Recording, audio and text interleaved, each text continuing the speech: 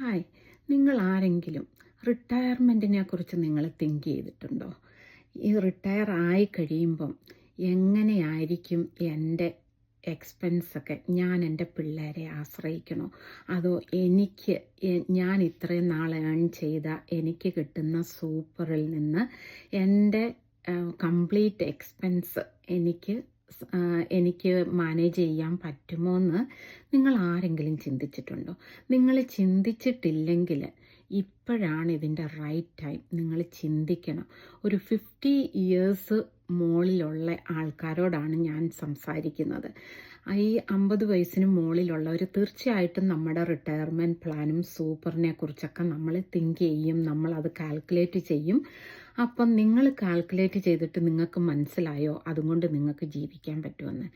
ഞാൻ കാൽക്കുലേറ്റ് ചെയ്തിട്ട് എനിക്ക് മനസ്സിലായത് ഒരിക്കലും അതുകൊണ്ട് ഇവിടെ സർവൈവ് ചെയ്യാൻ പറ്റത്തില്ല, അൺലെസ് നമ്മൾ നമ്മുടെ പിള്ളേരെ ആശ്രയിക്കണം.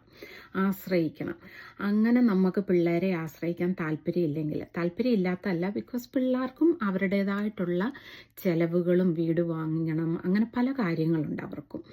അപ്പം അവരെ നമ്മൾ ആശ്രയിച്ച് അവർക്കൊരിക്കലും ഒരു ബേർഡൻ ആവരുത്. അതിന് പകരം നമുക്ക് അവരെ സപ്പോർട്ട് ചെയ്യാൻ പറ്റും.